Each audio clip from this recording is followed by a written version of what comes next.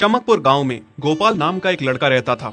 उसकी सौतेली माँ और बाप ने उसे घर से निकाल दिया था। उसकी सौतेली माँ ने सब कुछ अपने और अपने बच्चों के नाम पे कर रखा था और गोपाल को हिस्से के नाम पे 3 गायें दे रखी थी। गोपाल पढ़ा लिखा तो बहुत था, पर नौकरी ना मिलने के कारण उसने सोच लिया था कि वो अब उन तीनों गायें की खूब देख रेख करके उनसे जो दूध मिलेगा उसे बेच के अपना कारोबार चलाएगा। अब मैं बिल्कुल अकेला हो गया हूँ। गौ माता, तुम तीनों के अलावा मेरा अब कोई भी नहीं है। बस मेरा घर चलाने के लिए तुम तीनों को मेरी मदद करनी होगी। तीनों गायें बहुत ही हट्टी कट्टी और जवान थीं और रिश्ते में भी एक दूसरे की बहनें लगती थीं। चंपा, चमेली और मैना। मैना सबसे बड़ी और समझदार गाय थी। चंपा गर्भवती थी और चमेली को अभी अभी बच्चा हुआ था। वो दूध दे रही थी, जिसके दूध को बेच के गोपाल का थोड़ा बहुत घर चल रहा था। पर गोपाल को अब चंपा और मैना पे पूरा भरोसा था कि जब उनका बच्चा हो जाएगा तो वो खूब दूध देने लगेंगी और जिससे उसका कारोबार अच्छे से सेट हो जाएगा। देखा चमेली बहन, हमारे मालिक को कितनी उम्मीदें हैं हम तीनों से। हाँ चंपा, सुना मैंने, मालिक ने हमसे कितनी सारी उम्मीदें लगा रखी हैं। और उम्मीद रखे भी क्यों ना, कितना समय खर्च करते हैं मालिक हम पे और कितनी सेवा करते हैं हमारी, कितना खिलाते पिलाते हैं हमें। और फिर हम मालिक की उम्मीदों पे खरा ना उतरेंगी तो धिक्कार है हमारी जिंदगी पर। सही कह रही हो बहन तुम। चलो हम तो मालिक के लिए कुछ ना कुछ कर ही लेंगे। तुमने बच्चा दे दिया है, दूध भी दे रही हो, मैं भी गर्भवती हूँ। थोड़े दिनों में मैं भी बच्चे को जन्म दे दूंगी, फिर दूध भी देने लगूंगी। लेकिन इस मैना दीदी को देखो, हम दोनों से बड़ी हैं, एक बार भी बच्चा ना दे पाई आज तक। क्या इसका फर्ज नहीं बनता मालिक के लिए कुछ? ये तो बड़ी हैं, हमसे ज्यादा इसको मालिक के लिए करना चाहिए था, लेकिन हम छोटी होकर इतना सोच रहे हैं।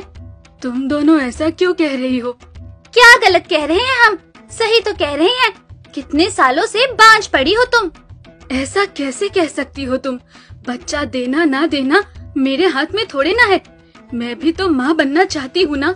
मैं भी चाहती हूँ कि दूध दूँ और मालिक को मेरे दूध से कुछ फायदा हो। अरे तुम क्या बच्चा दोगी जो इतने सालों से नहीं दे पाई? तुम ये ख्वाब लेना बंद करो कि तुम बच्चा दोगी और तुम्हारे दूध से मालिक को कोई फायदा होगा।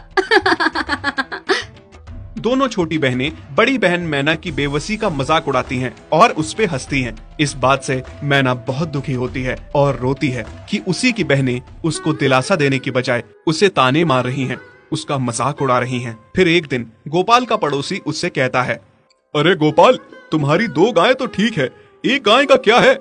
उससे तुम्हें कोई फायदा नहीं है, बेच क्यों नहीं देते उसे?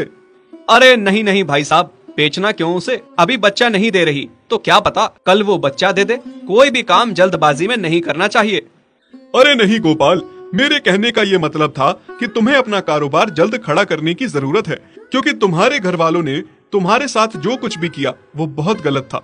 अब तुम्हें जो भी करना है अकेले ही करना है। आगे शादी भी तो करनी है तुम्हें, उसके लिए भी खूब पैसा कमाना पड़ेगा। जब तुम्हारी सारी गायें दूध देंगी तभी तो कारोबार अच्छा चलेगा ना। हाँ, बात तो तुम सही कह रहे हो भाई। मेरी मानो तो तुम अपनी गायों को क्रॉस करवा के देख लो, शायद उससे बच्चा हो जाए। हाँ, ये सुझाव तुमने सही दिया, मैं कल ही ऐसा कर लेता हूँ। सुना तुमने मैना बहन मालिक की बातों को? कितना परेशान है मालिक तुम्हारी वजह से, पर तुम्हें तो कोई बात कह ही नहीं सकते। झट से बुरा जो मान जाती हो तुम। मैना ये सब सुन के बहुत दुखी होती है, पर करती भी क्या, उसके हाथ में कुछ नहीं था। गोपाल ने मैना को क्रॉस करवा के भी देखा, पर उसका भी कोई फायदा नहीं हुआ। गोपाल, जो सुझाव मैंने तुम्हें दिया था, क्या वो तुमने आजमाया? हाँ भाई, वो भी करके देख लिया, पर उसका भी कोई असर ना हुआ। ये गाय किसी काम की नहीं है गोपाल, मेरी मानो तो इसे बेच दो। मैं सोच रहा हूँ एक बार फिर से क्रॉस करवा के देखता हूँ, शायद कोई बात बन जाए। देख लो, पर मुझे नहीं लगता। देखा, इन लोगों को भी पता चल गया, तुम बच्चा नहीं दे सकती, तुम बांझ ही रहोगी। सही कह रही हो तुम दीदी, इतने जतन करने के बाद भी बच्चा नहीं हो रहा तो अब क्या होगा? गोपाल मैना को एक बार फिर से क्रॉस करवा लेता है। दोनों बहनें चंपा और चमेली मैना के बांझपन का मजाक उड़ाती हैं और उस पे खूब हंसती हैं। फिर एक दिन मैना चमेली के बच्चे के साथ खेल रही थी कि तभी चंपा देख लेती है। हाँ देख तो चमेली दीदी, ये मैना दीदी तेरे बच्चे के साथ क्या कर रही है? मुझे समझ में नहीं आ रहा, तू इस बांझ के साथ अपने बच्चे को कैसे छोड़ सकती है? जब मेरा बच्चा आ जाएगा मैं